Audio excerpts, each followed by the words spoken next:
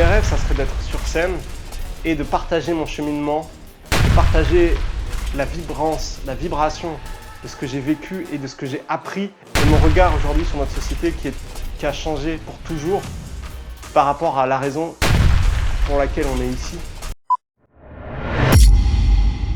Salut à toi! Aujourd'hui, dans cette vidéo, j'ai envie de faire une vidéo coup de poing, une vidéo punchy, une vidéo coup de cœur. Je viens de regarder une vidéo de Sylvester Stallone où il donne un conseil par rapport à sa carrière et j'ai trouvé ce conseil génial. Il dit clairement, si tu as un rêve qui est différent de la majorité, si tu as des ambitions, si tu veux créer quelque chose, si tu veux faire quelque chose de spécial ici, tu dois avoir la peau épaisse parce que tu vas prendre des coups, que ce soit des proches, des non-proches, peu importe. Il y a des gens qui vont te dézinguer, qui vont dire que tu n'es pas bon, que ce que tu fais c'est pas bien, que tu devrais penser à ta retraite plutôt que faire ce genre de choses. Peu importe, on va essayer de te dézinguer dans tous les sens. N'écoute jamais ces personnes-là et suis tes rêves.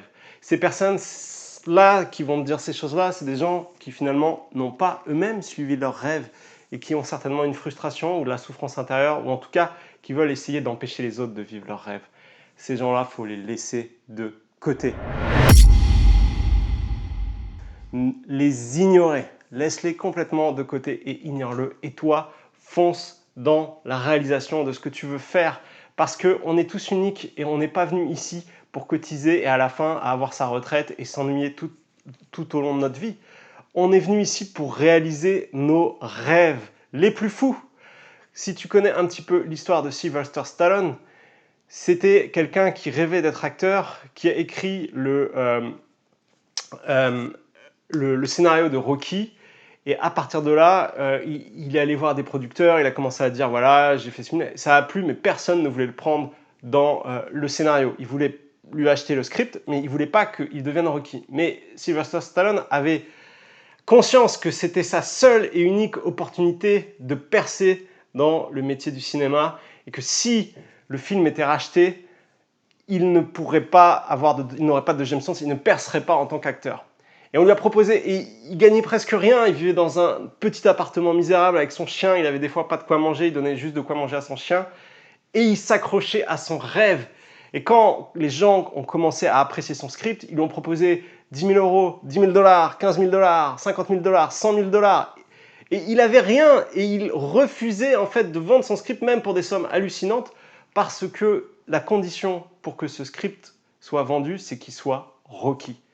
Et au final, on connaît tous l'histoire de Sylvester Stallone, qui a été un des 3 acteurs américains dans les années 90 les plus connus au monde, avec Bruce Willis et Arnold Schwarzenegger.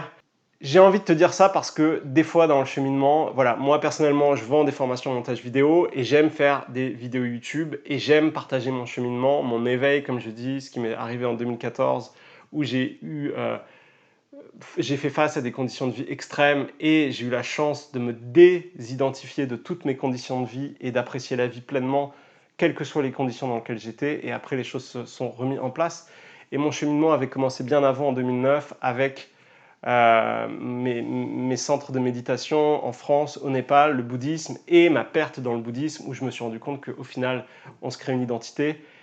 Et que la méditation, les bienfaits de la méditation, c'était le fait d'être dans des environnements où on n'avait plus d'agitation, on n'avait plus de médias, on n'avait plus rien, on était juste seul avec soi-même, et ce n'était pas réellement lié aux techniques qu'on nous donnait, ou alors à l'enseignement bouddhiste que j'avais à ce moment-là, qu'on partageait beaucoup. Et tout cet enseignement aujourd'hui, il vibre, il est profond en moi, il résonne aussi avec cette chaîne Studio Creator, et je vais te partager un de mes rêves. Est-ce qu'il se réalisera et ce qu'il ne se réalisera pas, je n'en sais rien.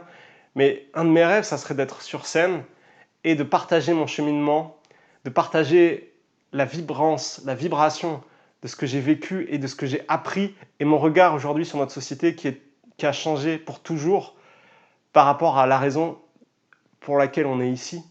La raison de se connecter à cet état en soi, de se connecter à cet être, à cette présence, à ce fait qu'on n'est pas seulement un être physique, on n'est pas seulement un mental, mais il y a quelque chose de plus profond, une intuition, une présence, peu importe comment on l'appelle, qui nous guide et qui nous aide à apprécier cette vie avec une ampleur lorsqu'on se connecte à ça, qui dépasse tout ce qu'on a pu connaître. Il y a cette fameuse citation tout ce qui ne te tue pas te rend plus fort. Bah, c'est complètement vrai. Tous les gens qui essayent de te dézinguer, ça peut faire mal, ça peut piquer, hein, ça peut... mais tu es plus fort. Et tu y arrives. Voilà, petite vidéo coup de cœur, j'espère que ça t'a plu. Si tu n'es pas encore abonné à ma chaîne, je t'invite à le faire. Et si tu as aimé cette vidéo, je t'invite à mettre un like, ça me motivera à en créer d'autres. Je te dis à bientôt pour une prochaine vidéo. Ciao!